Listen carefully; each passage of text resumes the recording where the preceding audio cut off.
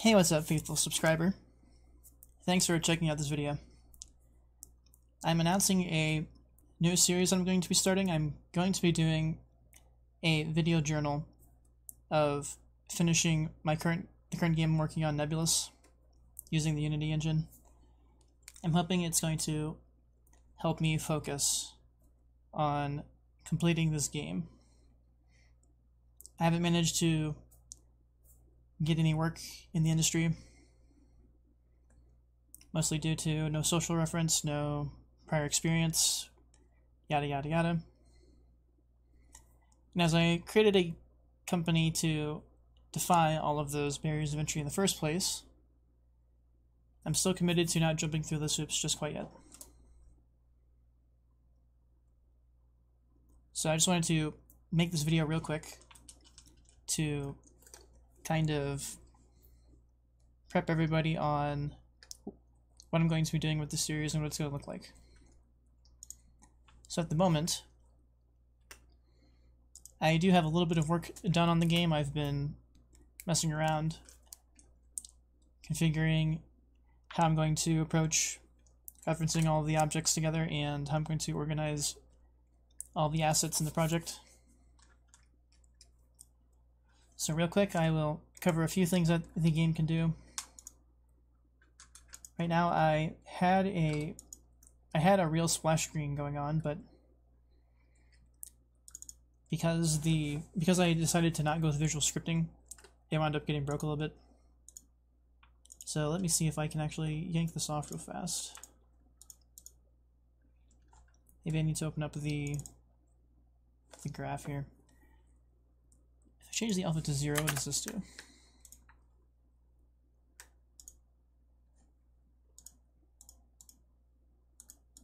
Okay, so it's not actually going to configure this properly. Let me see if I enter play mode. I had a working splash screen that would fade in and out,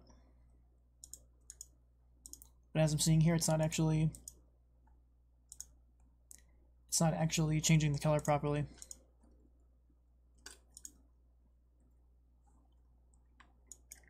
So unfortunately, I won't be able to show that unless, hold on, actually not. I just thought of something. Let me open this up real quick. And let me change the transition opacity to 0. There we go. So here was the splash screen. And originally the splash screen you'd be able to skip the splash screen by clicking on it, which was pretty straightforward. And it would fade in and out, so that wasn't so bad. I also managed to finish a start screen that is not perfect by any means because the planets have some kind of UV issue with rendering the surface. So even though from this angle and actually the sun flickers a little bit and the planet orbits, but if you notice, if you're looking at the planet from a certain angle, there's this weird stretching that occurs. So we go to the scene view, and I select the celestial, move over here, and if you take a look, it's messed up. I have to remap the UVs and I have to remap the textures, so it looks okay from the front, but it's relatively non-functional in terms of like final appeal. On top of that though, the exit button and the start button, they were working before I ganked the visual scripting, but I had like a pretty good start on the splash screen and I had a pretty good start on the start screen. And then from there I've managed to build a little bit more prototypical stuff. So we jump into the Galaxy Generations scene and I enter play mode. Well, actually the first thing I'm going to do is deactivate this and then activate this here. So essentially what happens is whenever the player quote-unquote starts the game, they go into a galaxy view. The galaxy view does not have great graphics. It's all pretty prototypical. However, it does help showcase what the game is going to do. So for this game, there are different stellar layers. So in this instance, it's a galaxy. And the idea is that eventually there will be procedural generation that can add a few more of these. And essentially the player can select one of these, and it represents a nebula. And you can select it, deselect it, and if you select the nebula and you scroll up, you actually go into the nebula. Or, you know, you would if it was still working like it was supposed to.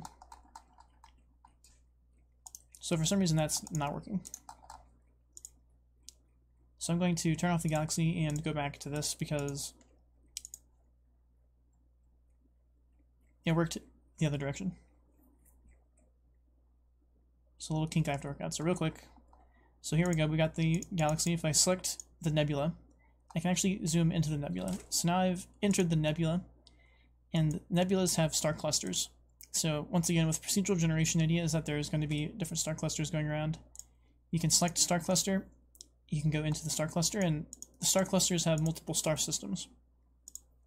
It's the same deal, you're able to select different star systems, enter them, and this is effectively the starting system. You can make selections on the systems, you can clear your selection, and the player currently has a very easy economy tick. It's not super complicated. There's ways I can come in here and change how much you get per tick and the rate you gain ticks and stuff like that. So it's coming together in those regards. However, that is about all I've got so far. So there is a lot of work to do. I have to do all kinds of things to get the game to a point where it actually plays like a game all the way. And then after that, there's a lot of rendering stuff that has to happen to make the game look really good. And there is a ton of other mechanics I want to add to the game. So the player has the ability to scan from their planet, which is what these UI nodules are going to do once they get set up properly. Once they scan through the system, they can activate other celestials that are in the system. There are other planets.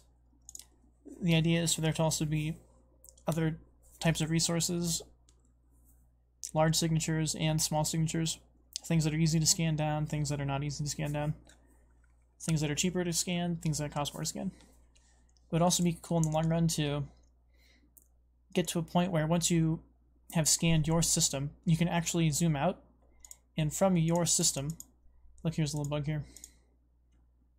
From your system, you can actually scan not just your own system, but you can actually scan to surrounding systems. And as you might imagine, that can evolve. So once you've scanned your entire star cluster, then you can scan your entire nebula. And then once your nebula is scanned, you can then, ideally, start scanning the entire galaxy. So it has a lot of depth in that regard. It would also be nice to add ships to the game. It's basically a must-have. And the idea would be that you can build space, like, you can basically build ship foundries, shipyards, on, I suppose, any system you really want to. And from there, you can actually build ships. And the idea is for these ships to have a lot of different functionality. So it would be nice to have exploration scanning ships. It would be nice to have combat ships.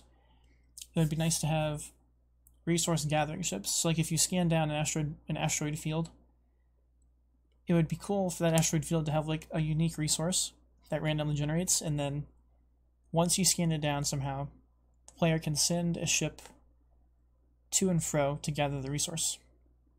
So you can gather base resource from your planets, but you can also gather resources from ships, from like cargo ships that are flying around. Pretty basic. You know, if you think of a game like Stellaris, it's kind of similar to that, where you can have exploration ships and combat ships. The resource ships are a little different, but a typical spaceship fan, like a space game fan, can probably understand what I'm trying to go for. So on top of that, we also have a major thing I want to add to this game is relatively sophisticated AI, not like machine learning level, not like complete artificial intelligence, but enough intelligence to where a lot of the stuff in other games, other space games, that gets old over time. It would be nice if the game can evolve over time and take care of some of that minute stuff for the player.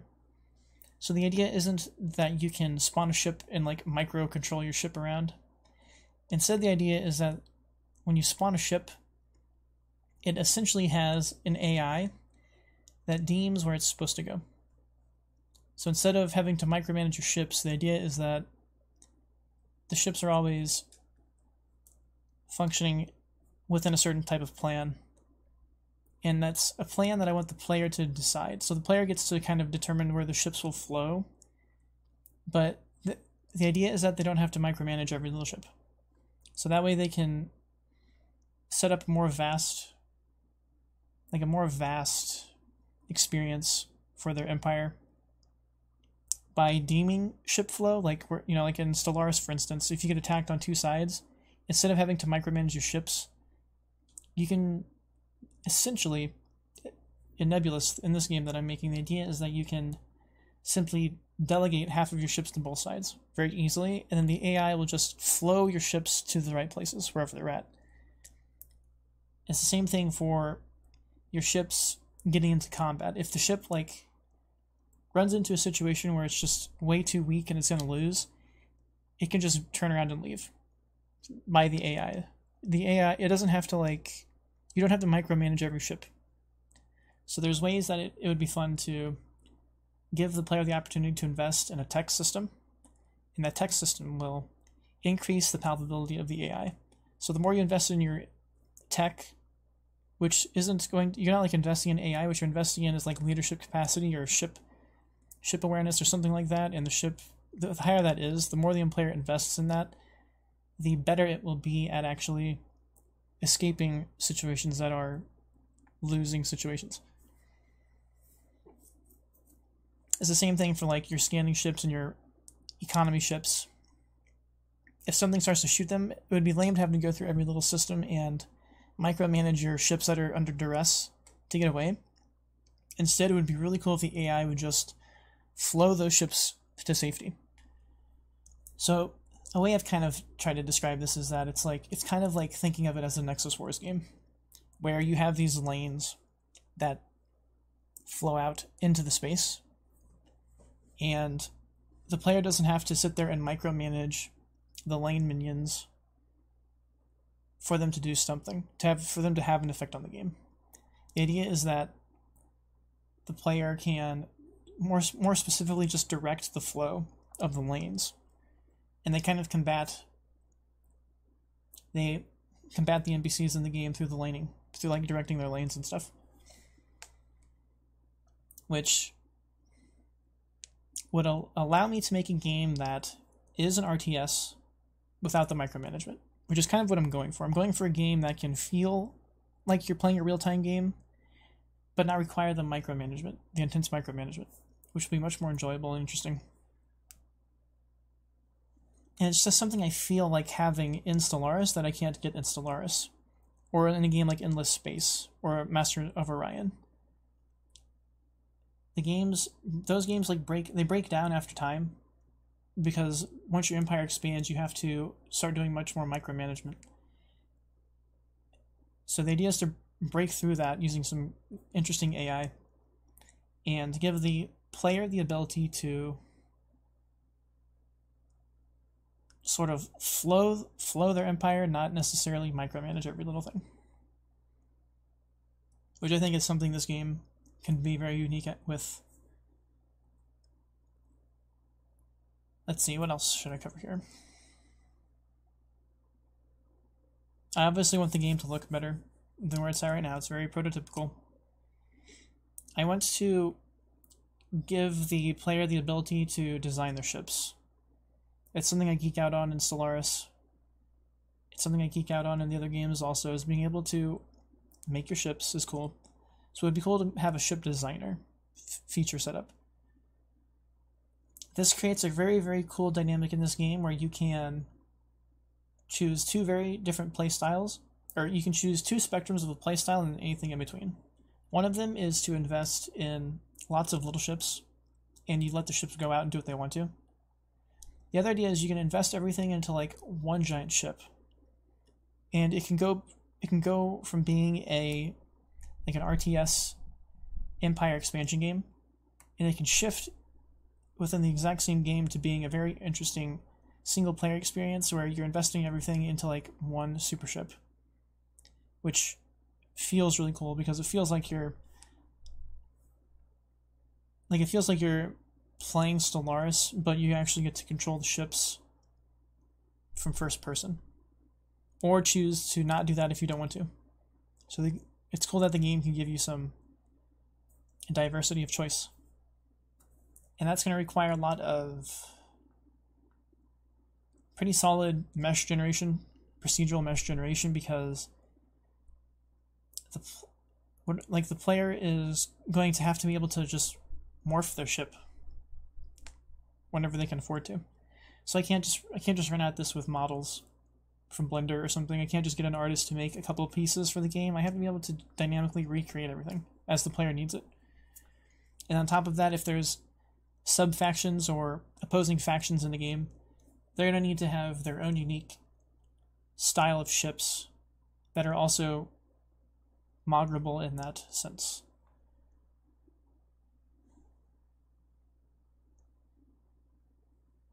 And I think, essentially, that is actually just about all I have to do. Like, the player can gain resources through having different planets. They can also get resources through, like, other signatures in space. The main thing that comes to mind, of course, is, like, asteroid belts or a gas cloud or whatever it's going to be. But there's ways they can get base resources, and then there's ways they can get more specialized resources. And through the generation system, every playthrough can have a uniquely generated set of resources around the player. So it's procedural in that sense. So you get a different playthrough flavor every time, if you so desire. Which feeds into like the tech system where you can, depending on the resources you have at your disposal, accelerate certain technological gain. Or, depending on the resources at your disposal, accelerate the use of certain technology that you've unlocked.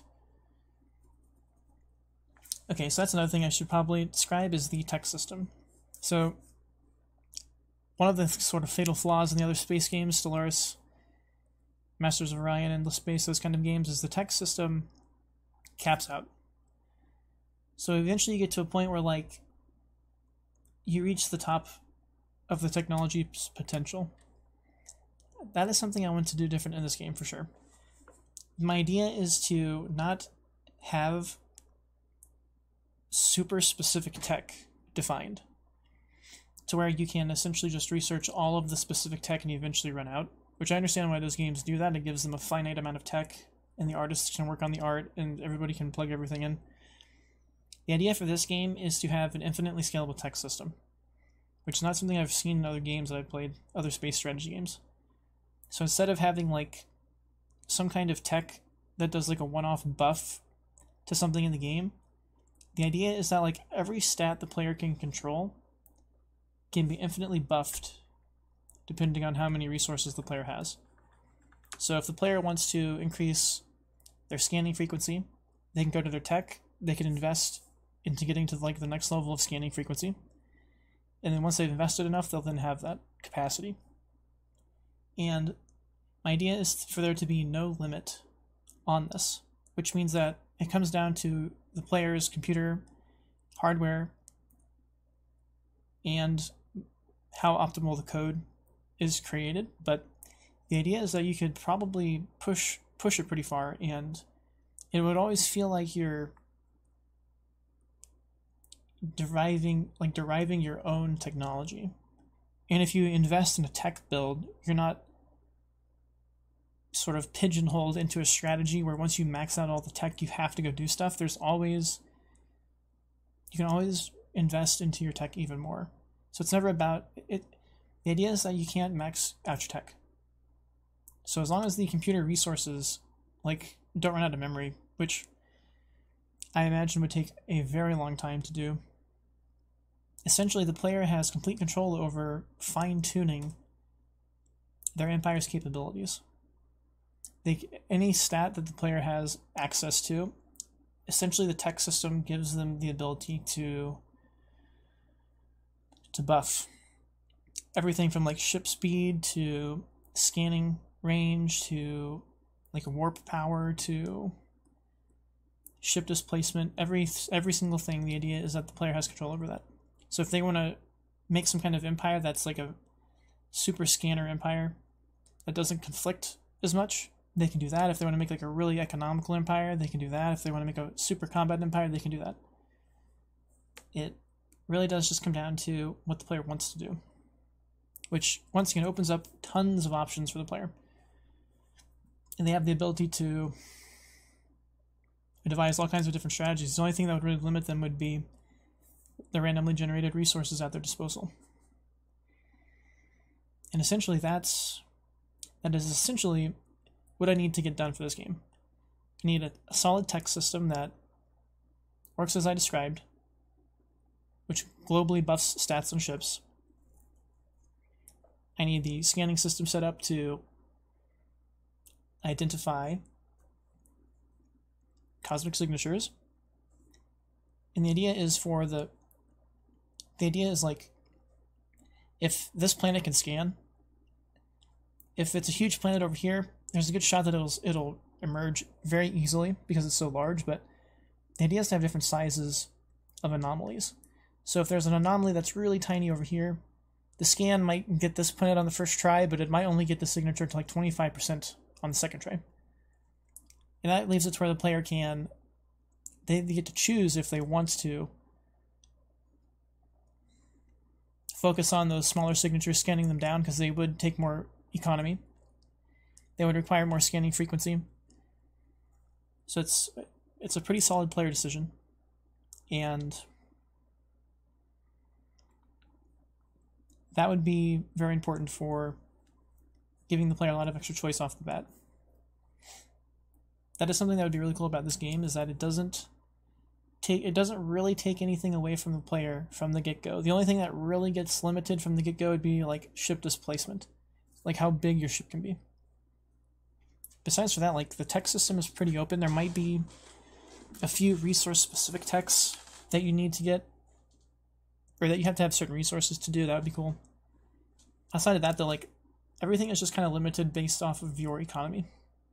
So you can scan as much as you want, or research as much as you want, or build as many combat ships as you want, or mix it all together. It's very much up to the player.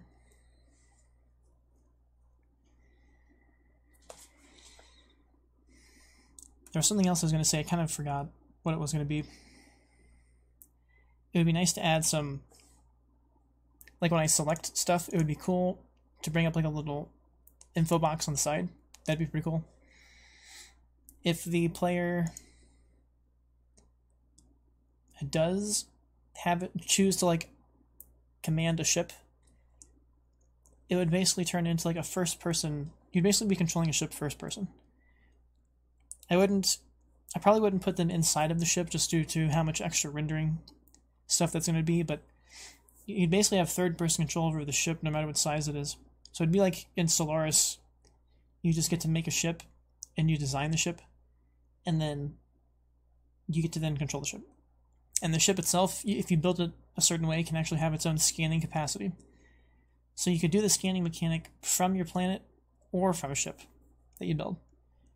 And then the ship would have like a shield, it would have certain weapons, it would have the ability to have like an impulse thruster drive for subspace travel, it would have a warp drive for intergalactic travel, it would have,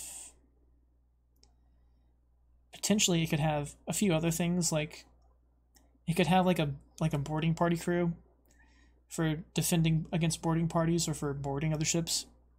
It could have, like, it could have some capture capacity, so you could send a ship out to claim a planet or something.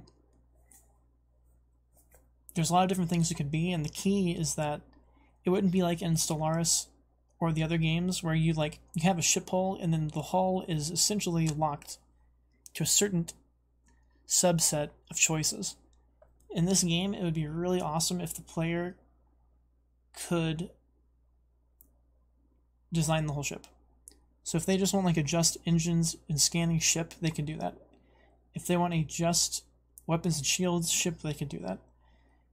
If they want just a boarding party capture ship, they can do that. And if they want to go, Star Trek Enterprise and have a little bit of everything ship in a big ship, then they can do that too. It's player choice is fundamental to that.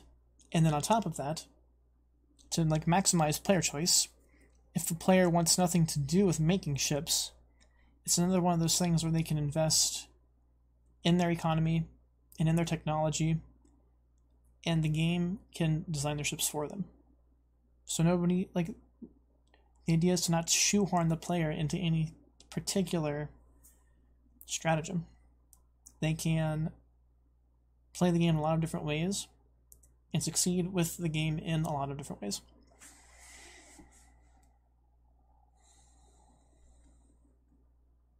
So that's a lot of the mechanics for the game, but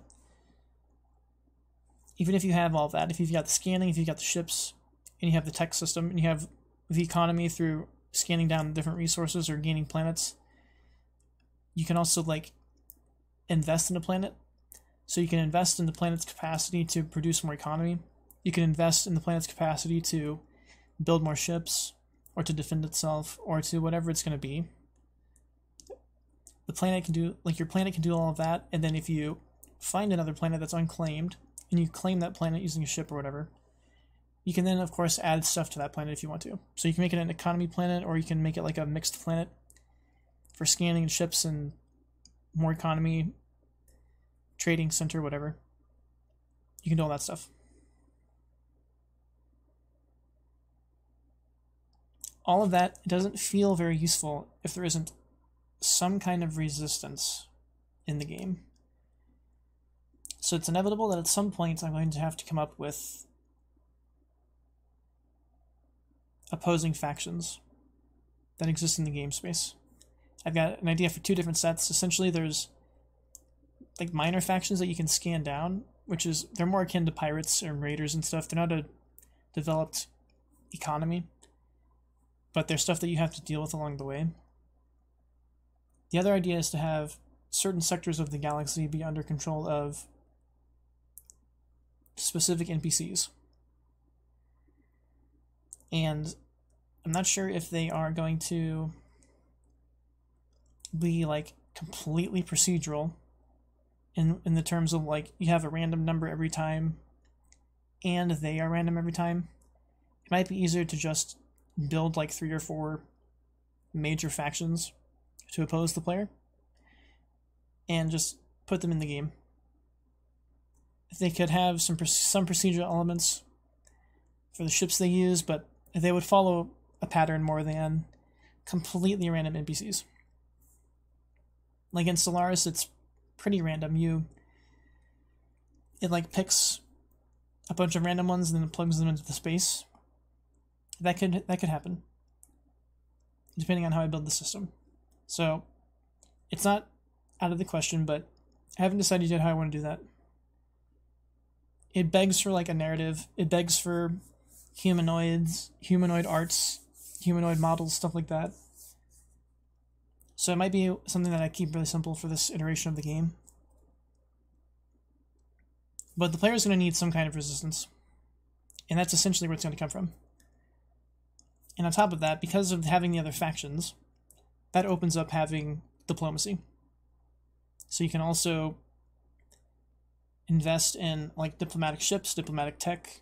You can invest in trading, so your economy ships can trade back and forth between those empires that you are friendly with. Or you can, conquer them. It really is going to be open to the player. So that opens up the ability to have proper diplomacy in the game. And it's unique to this game and how you invest in the tech and how you can like build unique ships and stuff. And it'd also be cool to have like the trade routes be real, because like in Stellaris, like you have the trade routes, but there's no ships going back and forth. So having like real ships doing the trading opens up options for like building bigger trade ships and defending them properly and stuff like that. So it's definitely integral that I'm going to have NPC factions in space. And that's going to be an interesting AI project for sure. But if all of that can come together, that's like basically all the game really needs to be fun. And with a little bit of extra effort, the game could even have a narrative, which would make it exquisitely good, but I'm not sure. That's definitely something that is on like a far down the road project, having a narrative, because I'm trying to avoid using humanoids, since I don't know how to draw them very good, and I don't model humanoids very good.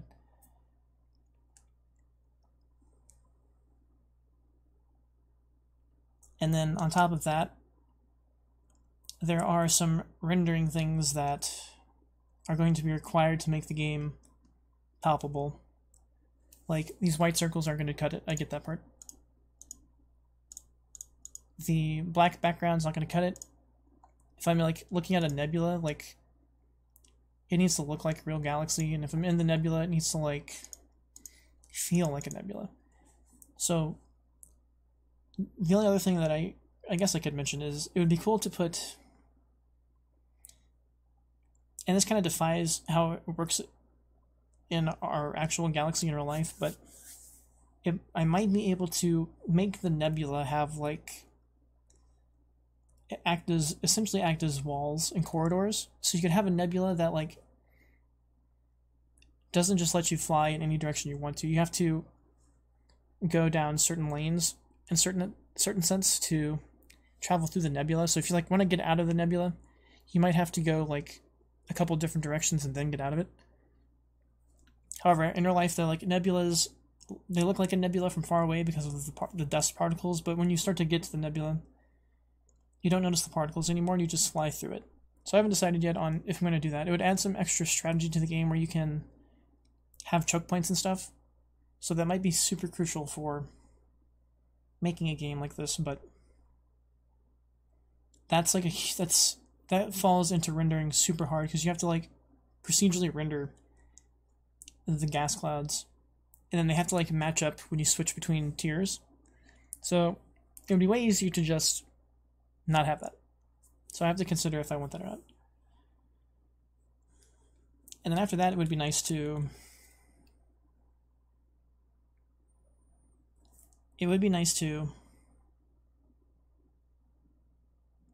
kind of lost my train of thought once again here, but it would be nice to, I'm sorry, I've forgotten where I was going to go next with that. Having the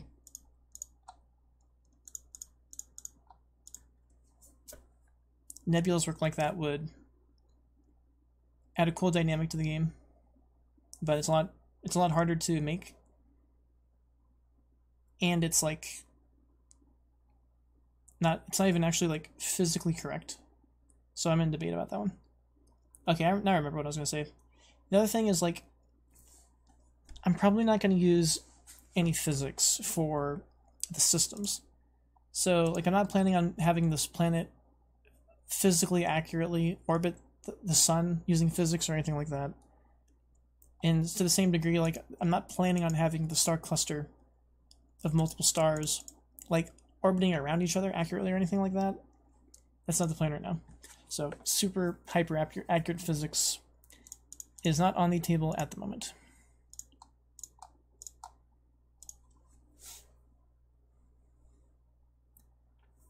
Alright, so I guess the only other thing then would be controlling the ship. So the idea is like if you have like 64 little ships, they can be in a lot of different places, and they can kind of be more cost effective if utilized correctly. However, if you take control of a ship, like if you invest all the cost it took to get those 64 ships into one ship, you might have like 64 times the ship, but the ship has to make a bigger difference wherever it's at because it can't be in multiple places. So the idea is that if the player like takes control of the ship, somehow it would be really cool to like add a system where you can like sequence how the ship does what it's supposed to do. So if you're not controlling the ship, it might have like 4 firepower. But if you jump onto that ship manually, it'd be cool to have like a little mechanic to where you can like double or quadruple that power if you pull off the mechanic, which would be really cool for players that want to do the solo ship thing. And to the same degree, it'd be cool if the ship has like a capacitor capacity. It would be really sweet if you could like divert the capacitor to the shields, or like divert the capacitor to the warp drive, or something like that, like Star Trek style. And if you can do that as a micro mechanic, controlling the ship is going to feel really cool. And on top of that, if the player actually does that themselves, the idea is to give them like a buff to the ship. So like the player themselves makes the ship more powerful than it otherwise would be. So if the player does like one super ship, that ship can excel way beyond just its pure cost effect. And it would just be fun. It would be fun to divert the ship's power like that. It would be fun to have control of the ship like that.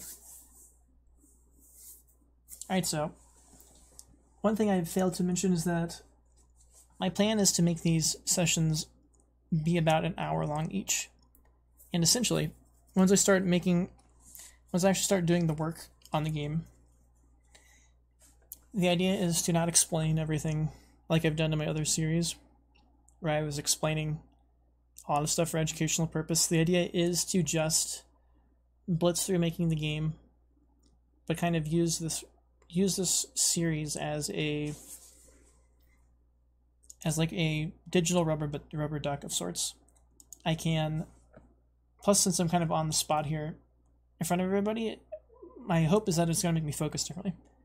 So if I'm on the clock for like an hour, not only am I kind of tracking how much work I'm getting done, but like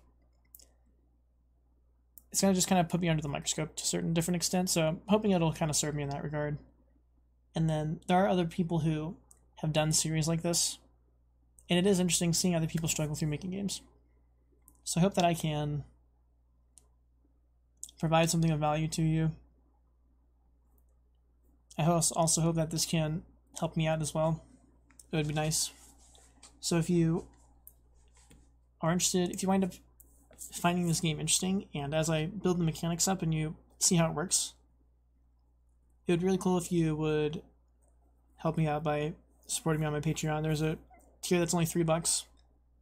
I don't have anybody else following it yet. I'm hoping that I can garner more support though making these videos.